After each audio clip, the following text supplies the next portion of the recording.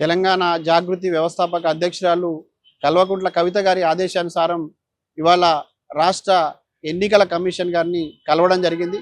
తెలంగాణ రాష్ట్రంలో మున్సిపల్ ఎన్నికలు జరుగుతున్నటువంటి సందర్భం లోపల రాష్ట్ర ముఖ్యమంత్రి ప్రజాధనాన్ని దుర్వినియోగం చేయడమే కాకుండా ఓటర్లను ప్రభావితం చేసేటట్టుగా ఓటర్లను మభ్యపెట్టేటటువంటి చర్యలకు దిగుతున్నారనే విషయంలో ఫిర్యాదు చేయడం జరిగింది.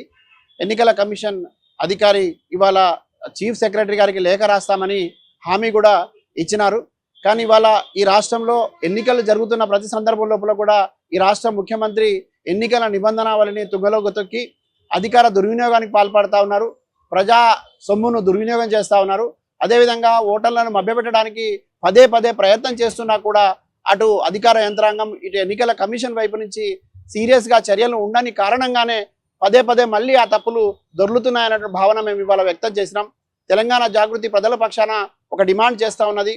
టిఎన్ శేషన్ గారు ఈ దేశంలో ఎన్నికలు సాఫీగా జరగడం కోసం ఎన్నికల నియమావళిని అద్భుతంగా ఆయన రూపొందించినారు. కానీ ఇవాళ జరుగుతున్నటువంటి పరిణామాలు చూస్తూ ఉంటే అట్లాంటి గొప్ప వ్యక్తి రూపొందించినటువంటి ఎన్నికల నిబంధనావళిని తుంగలో తొక్కుతున్నట్టుగా కనపడతా ఉన్నది. దయచేసి ఎన్నికల కమిషన్ సీరియస్గా వ్యవహరించాలి, దీన్ని తీవ్రంగా పరిగణించాలి. గత సర్పంచ్ ఎన్నికల సందర్భంలో కూడా ముఖ్యమంత్రి గారు అధికార దుర్వినియోగానికి పాల్పడ్డారు, ఓటర్లను ప్రభావితం చేసినారు. వాటికి సంబంధించినటువంటి సాక్ష్యాలు ఆధారాలను మా అధ్యక్షురాలు కల్వకుంట్ల కవిత గారు స్వయంగా ముఖ్య ఎన్నికల అధికారి గారిని కలిసి మరి చూపించి వెళ్ళారు. అయినా ఇవాళ ఫలితం కనపడడం లేదు. ఇదంతా చూస్తూ ఉంటే ప్రభుత్వం కనుసరణలో ఎన్నికలు జరగకూడదు, ఎన్నికల కమిషన్ కనుసరణలో ఎన్నికలు జరగాల్సిన అవసరం ఉన్నది. ప్రజలను మభ్యపెట్టేటటువంటి వారిపైన చర్యలు తీసుకోవాల్సి ఉన్నది.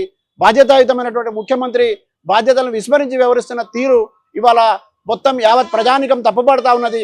కేవలం రాజకీయాలకు మాత్రమే కాకుండా ప్రజాఉపకారంగా రాష్ట్ర ముఖ్యమంత్రి పనితీరు ఉండాలి, ప్రభుత్వ పనితీరు ఉండాలి, అధికారుల పనితీరు ఉండాలి. కానీ దురదృష్టవశాత్తు ఇవాళ ప్రజలను మభ్యపెట్టే విధంగా, ప్రజల్ని పదే పదే ప్రభావితం చేసే విధంగా జరుగుతున్న తీరుని మేము వ్యతిరేకిస్తా ఉన్నాం. మరీ ముఖ్యంగా రేవంత్ రెడ్డి గారికి ఒక మాట చెప్పదలుచుకున్నాం. మీరు ఎన్నికలకు వెళ్ళవచ్చు, ప్రచారం చేయవచ్చు, కానీ కాంగ్రెస్ పార్టీ సభల ద్వారా మీరు ఎన్నికలకు వెళ్తే బాగుంటుంది. కానీ ముఖ్యమంత్రి హోదాలో వెళ్ళి నిబంధనలకి వ్యతిరేకంగా వ్యవహరిస్తూ ఉంటే ఇక మీరు ఏ రకమైనటువంటి సంకేతాలు ఈ రాష్ట్రంలో ఉన్నటువంటి రాజకీయ నాయకులకు ఇస్తున్నారు, ప్రజలకు ఇస్తున్నారు అనేది అర్థం చేసుకోవాలని కోరుతూ ముమ్మాటికి రేవంత్ రెడ్డి చేసినటువంటి తప్పిదాలపైన తప్పకుండా ఎన్నికల కమిషన్ చర్య తీసుకోవాలని మాత్రమే బలంగా డిమాండ్ చేస్తా ఉన్నాం.